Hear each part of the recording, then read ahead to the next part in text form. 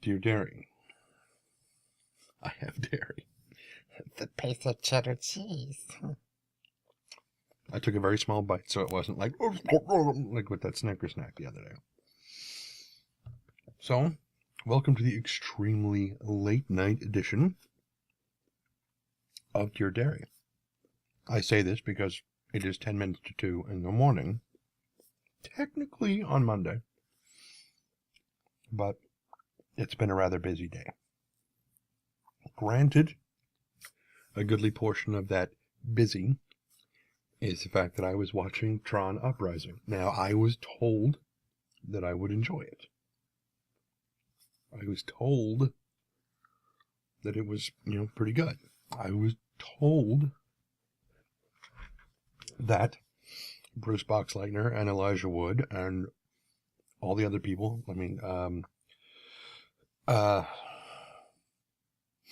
Lance Hedrick, I believe, who played Agent Broyles in Fringe. Awesome actor. Hot.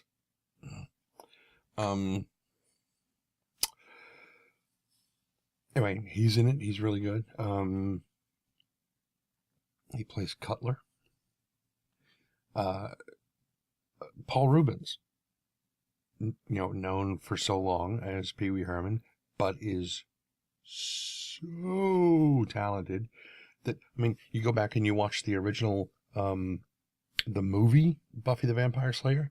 He's in that as one of the lead vampire henchmen who has the most amazing death scene ever recorded on film. Just saying. Anyway, so I was told that I would like Tron Uprising a great deal, and I was not lied to, which is good because it was very nice. I found myself constantly going, okay, just one more click. I'll record Dear Dairy after this one. Oh my God, what's gonna happen? Click. Okay, just one more, and I'll record Dear Dairy right after this.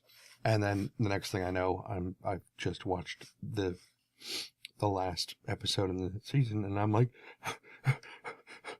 no, you can't do this to me. I need more. So yeah, choked myself. Goodness, pretty good. It's worth watching. I'll definitely categorize it there. So what happened this weekend? Because you guys didn't hear from me yesterday because I was busy. But I wasn't watching Tron Up. I did watch a little bit of Tron Uprising yesterday, but that was way earlier in the day. Actually went to I think it was a new convention. I'm not sure if this was their first year or not. And the name of the convention was Convolution. I keep saying Convulsion. Every time I'm typing it out, I put Convulsion 2013. That is not the name of the con. It is Convolution. You see, right here, Convolution, and it says Daydreamer because it's just a day pass. I think that was really cool. Anyway, it's kind of a fantasy, a sci-fi fantasy filking sort of convention kind of thing. They had some amazing guests. They had Brian Froud and his son Toby Froud. Okay, if you don't know who they are, the hell is wrong with you? Two, Brian Froud was the conceptual artist behind Labyrinth and the Dark Crystal. So, that really unique stylized look, Brian was the one who came up with it. Toby Froud, obviously his son, is also the one who played Toby in Labyrinth, the baby boy in the striped pajamas that Jareth, the Goblin King, kidnaps at Sarah's request and takes him away. Anyway, so yeah, for those of us who watched the film when we were, in high school, and to now know that Toby is out of college is a little depressing and makes us feel like shaking our cane at the world. Sorry, shaking our cane, not shaking arcane. That makes it sound like we've got a fistful of magic. Get off my lawn! Anyway, so they were there. There was just some amazing sculpture. And Saturday night, they had the Goblin King's Ball. I'm sorry. Well, yeah, it was a masquerade ball. And because if you've watched Labyrinth, they had the masquerade in the middle of the thing when Sarah eats the peach and she goes drifting off. She winds up at this huge masquerade ball with these beautifully, I mean, some of the masks are absolutely horrific, but they're just gorgeous in their design. And, you know, everybody's at this ball, and that's what the masquerade ball was like. It was amazing. They had this fantastic musician. I believe her name is Unwoman, and she's got this electric bass that she's playing, and she did a waltz. Oh man. And just the costumes that people were wearing were incredible. Absolutely amazing. Just fantastic. People walk up to me and they're like, "Oh, hey, Trent, I'm really glad you came to our convention." I'm like, "Thank you." And they're like, "You don't recognize me, do you?" He's got this gigantic goblin face. And I'm like, "No, it's a masquerade ball. Of course I don't recognize you. Who the hell are you?" "Oh, so-and-so." "Oh, okay, now I recognize it." "Well, I thought you would have recognized my voice." It's like, I can't even hear you over this thing. But yeah, I mean, it was really, really cool. And a very dear friend of mine, Alexander James Adams, or Alec for short, who is a Celtic. Go ahead. I know you're going to do it. Go on.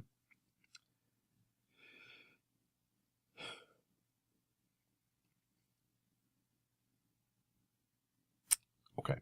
So he's a Celtic fiddler, and I found him because I follow him on Facebook, and like I think Friday I saw his note saying, "Hey, we've arrived safely at San Francisco airport and we're on our way over to the convention." I'm like, "What? What convention?" I was like, "Holy shit. Oh my God." So I was like, I have to go to this thing. I was talking to my housemates. I'm like, can I borrow your car tomorrow? I'm like, "No, we've got stuff we have to do." And I'm like, "Damn it." And like, "Why? What do you need?" I said, "I have to go to this convention thing that, that Alec is at." And they're like, "Oh, well, we're going." I'm like, "Did you know about this?" And they're like, "Well, yeah." And I'm like, "Why didn't you tell me?" What the hell? So, got over there, and our convention, our furry convention that we do here, Further Confusion, we had a table set up there, and I'm sitting at the table with a couple of friends of mine, and Alec just kind of walks up, and he's looking at this guy who's standing there in this incredible snow leopard costume, and he's looking, and I said, "You know what? You should get one of those." And he's just like, "Yeah, maybe I should." And I'm like, "Hi." It's like, "Oh my God." So he comes over and we chat for a little while, and then it turned out that my housemate wanted later that night when the masquerade ball was going on. My housemate was like, "I'm kind of getting tired. I'm probably gonna feel like leaving pretty soon." I'm like, "Shoot, I haven't even really seen Alec much at all, but you're my ride." And I said, "Okay, I'm gonna go find him and tell him that we're leaving before I get a chance to see him perform." And so I looked all over that hotel, could not find him. Somebody was like, "I think they're in the Evergreen Room." And I'm like, "The Green Room or the Evergreen Room?" Because those are very different rooms and they're in very different sections of the hotel. I think they're in the Evergreen Room. So I went down to the Evergreen Room and I knock on the door and nobody answered the door. And I lean in and I look at the people and there's nobody in there. And I'm like, So I go back up to then I realize my phone is missing. And I'm panicking. I'm freaking out. I'm like, "Oh my God. This is why I never wanted a cell phone to begin with. Because I become so incredibly dependent on the damn thing that when I lose it, I freak out and I feel like I can't function without it. And I hate that feeling. I do not like being dependent upon technology. Look at me now. So it turns out my cell phone fell out of my bag at because our convention was having a party room. It had a big party room. And everybody was welcome to come in and we were serving drinks and we had snacks and, music and stuff. And there was also a Klingon party just down the hall. And we always, cross promote each other because the Klingons, they know how to party. It's amazing. Anyway, so it turns out my phone just was laying on the table next to the television up in the room, so found it easily enough. Oh, excuse me. Okay, now I feel justified in yawning because it's 2 o'clock in the morning. Anyway, so I finally found Alec. I searched the entire ballroom from one side to the other, couldn't find him. I walk out and he's standing right outside the damn door, and I'm like, son of a bitch. And I talked to him very briefly, and it's like, okay, well, we've got to leave. And he's like, no. I'm like, I know, I'm sorry. I don't have any choice, really. I have to go. My ride is leaving. But yeah, it was good to get to see him. They just moved from Portland to Wisconsin. I'm sure he has a reason. I'm sure that he and his wife had very good reason to move to Wisconsin. That's fine. I wish them well. But, wow, craziness. If you ever want to look them up, do a web search for Tricky Pixie or for Alexander James Adams, and you'll find him. And you can, get any of his CDs and stuff online. And it's really good music. It's very good stuff.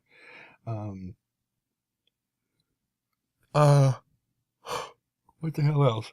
The ExtraLife charity just kind of ended. I don't even know if it ended or if it's a continuous thing, but everybody I know was, streaming for the charity and taking in donations and stuff. And I put in a donation to a buddy of mine who was streaming. He started out streaming League of Legends, and then he was doing okay, with League of Legends, but to listen to him, you would think that he was not. And then he moved to Super Meat Boy, and he did not do well at all. After that, he was getting very frustrated, and it was, to me, incredibly amusing. But then, Schadenfreude. So, yeah, there's that. And apparently, I think a lot of people, I did not realize how many people, because I don't get, or I've never had the sense of scope that I had this time. I mean, I was like, okay, I know Geekdom was doing some of it, and I know that the Tobran is doing some of it, and I know the Charm is doing some, and, the guys from Evercast were doing some, and the guys from the Quest Gaming Network were doing some and stuff, and I was like, yeah, okay. And then I started seeing just how many people all over the place. I was like, oh my God.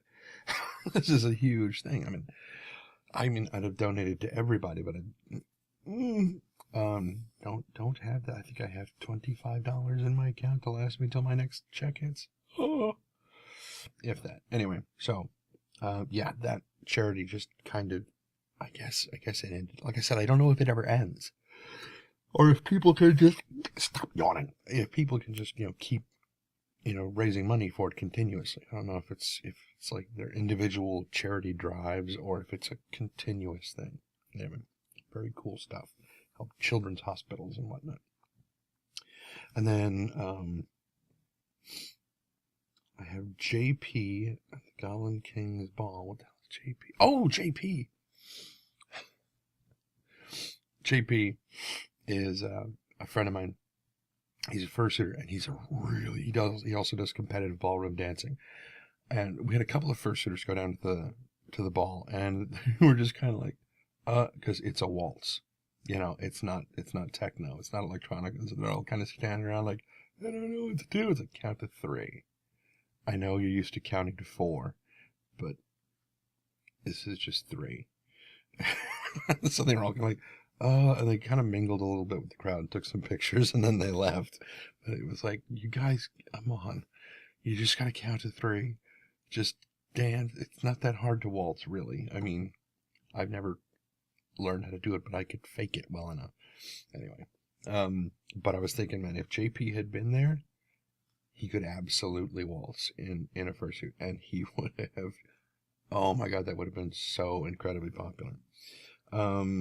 Because it's a masquerade ball, Anyway, so the only other thing I have listed is actually something I'm going to bring up on the StarCast. So I'm actually going to save that for Tuesday. Stop it. Tuesday. And I'll bring this up there because it has to do with organic technology, spaceship technology stuff. And there's been some discussion on the forums as to whether or not there will be organic ships or components and whatnot in alien tech and whatnot. And I think that this could be kind of an interesting thing to bring into the discussion. But that'll be for Tuesday on StarCast.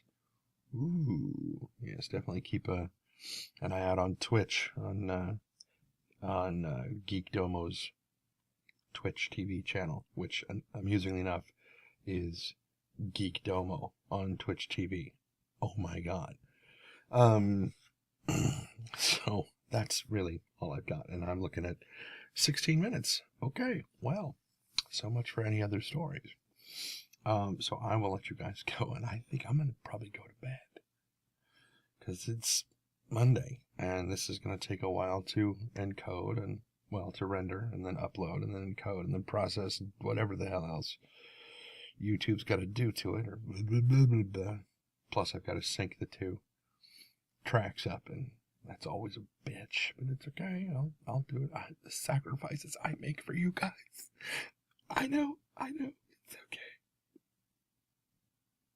Thought I heard a crow. I'm like, it's 2 o'clock in the morning. Why would there be a crow cawing away right now? Anyway, right. So I'm gonna let you guys go, and I will talk to you guys later today, because this is technically for Sunday. Mondays will come tonight. All right. So on your way. Be careless.